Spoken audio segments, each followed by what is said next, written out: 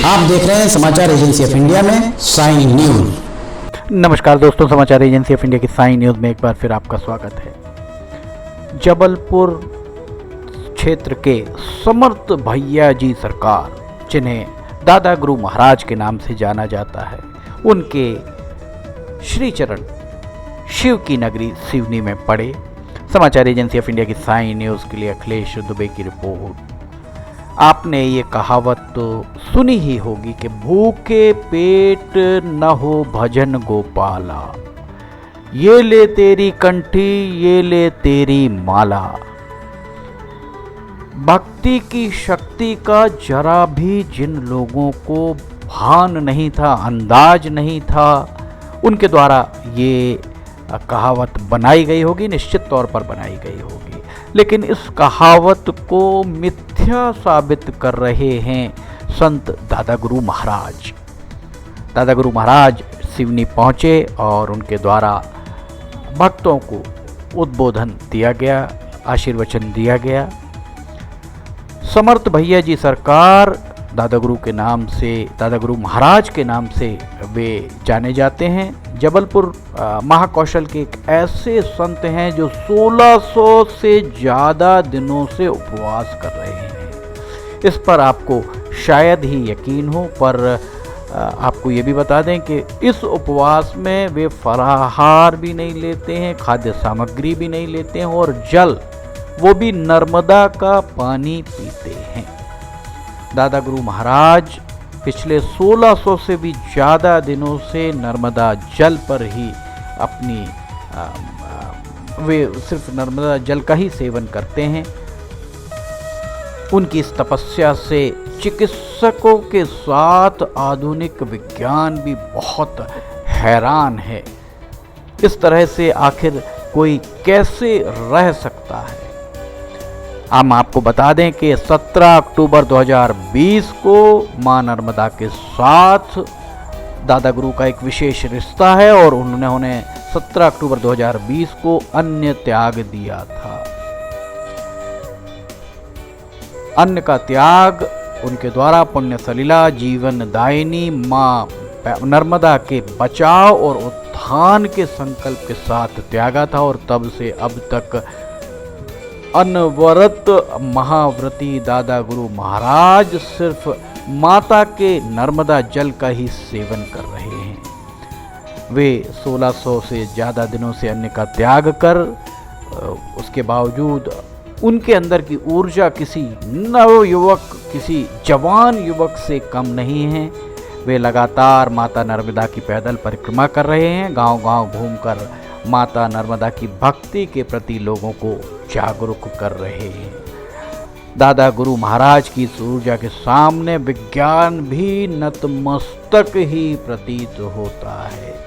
चिकित्सकों के द्वारा बहुत कोशिश की गई इस उनकी ऊर्जा का राज जानने की, पर वे कोई भी इस निष्कर्ष पर नहीं पहुँचे कि उनके अंदर ये ऊर्जा कहाँ से आती है। आइए हम आपको सुनाते हैं दादा गुरु महाराज के द्वारा जो आशीर्वचन दिए गए सिवनी में। समाचार एजेंसी ऑफ इंडिया की साई न्यूज़ के लिए अखिलेश दुबे की रिपोर्ट। आइए सुनते हैं। इनको सुरक्षा प्रदान करती है और बड़ा गर्व है। हमने शक्तियों को, हम दुनिया में एकमात्र ऐसा देश है जिन्होंने शक्तियों को प्रत्यक्ष पाया है। प्रत्यक्ष हमने शक्तियों को पाया है। हम तो आज दुनिया को बोलते हैं कि देखो देखो हमारे पास शक्तियां हैं, देखो गंगा है, देखो यमुना, देखो गोदावरी कावेरी को, देखो गंगा और देखो उस मां नर्मदा। दुनिया के लिए ये नदियां हैं और दुनिया कहती है ये नदियों का देश है और हम कहते हैं ये शक्तियों का देश है जिसमें शक्तियों का प्रकटीकरण हुआ। नदी के रूप में हमने शक्ति को प्राप्त किया है। गंगा नर्मदा, गोदावरी, कावेरी, पैनगंगा, ये नदियां नहीं, ये शक्तियां हैं। ये वही शक्तियां हैं जो हमें जीवन प्रदान करती है। ये वही शक्तियां हैं जो हमें भयमुक्त जीवन प्रदान करती है। ये वही नदियों के रूप में जिसको हम देख रहे हैं, ये वही शक्तियां हैं जो हमें कई प्रकार के संक्रमण, आपदा और संकटों के दौर में हमारे कुल और वंश की सुरक्षा प्रदान करती है, हमारे गांव नगर को सुरक्षा प्रदान करती है। नदी के रूप में हमने भगवती को पाया, नदी के रूप में हमने वो शक्ति को पाया है। बहता हुआ पानी नहीं, बहता हुआ पानी नहीं, ये तो चलती हुई साक्षात भवानी है जिसको हम बहते हुए पानी के रूप में देख रहे हैं। शक्ति है। कई लोगों का प्रश्न है, आज दुनिया के बड़े बड़े उच्च संस्थान आज इस जीवन को देख रहे हैं जिस जीवन के समक्ष तुम बैठे हो, और वो कई प्रकार के शोध करते हैं कि ये कैसे संभव है कि एक नदी पर कोई कैसे जी सकता है, कोई कैसे पेड़ पहाड़ों की निकटता में सबसे बेहतर जीवन को जी सकता है।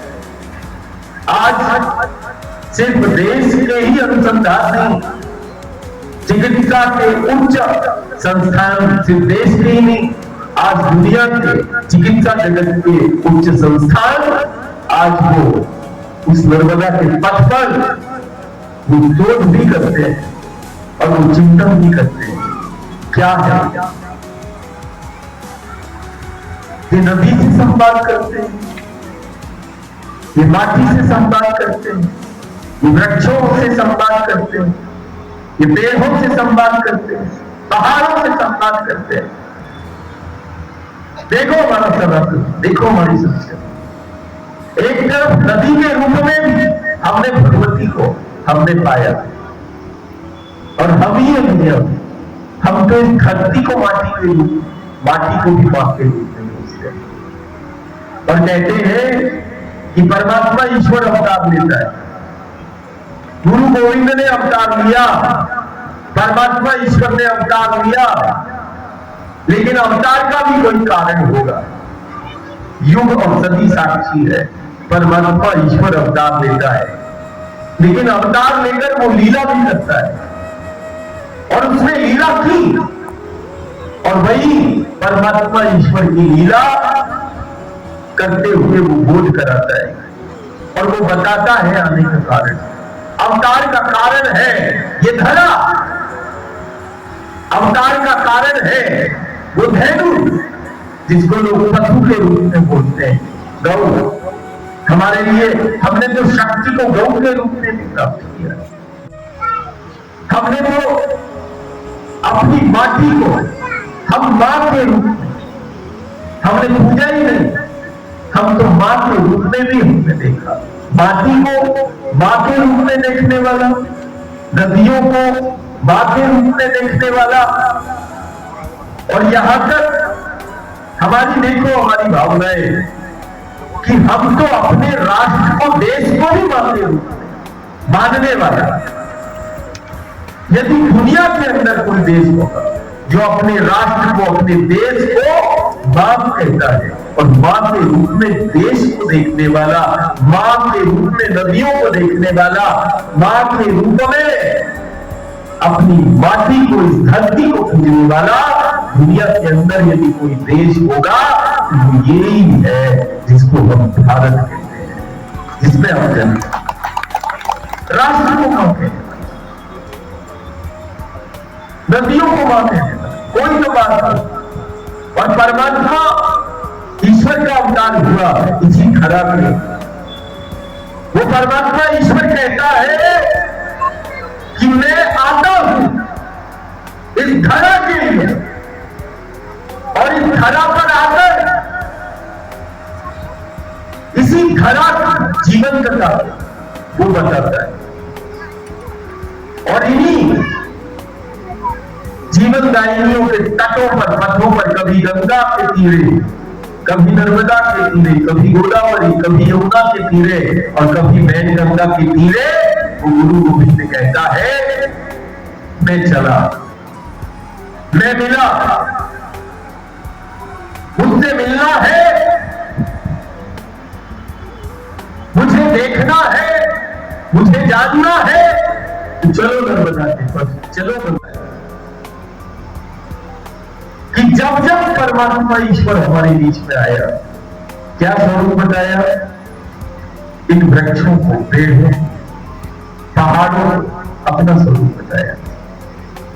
वृक्ष ही प्रत्यक्ष है, ये गुरु गोविंद ने हर युग से नहीं बताया कि मैं इस स्वरूप में जब आता हूं तो बोध कराता हूं, लेकिन बोध तो इसी धरा का, इन्हीं पेड़ पहाड़ों का, इसी प्रकृति का, इसी माटी से जुड़कर मैं जीना सिखाता।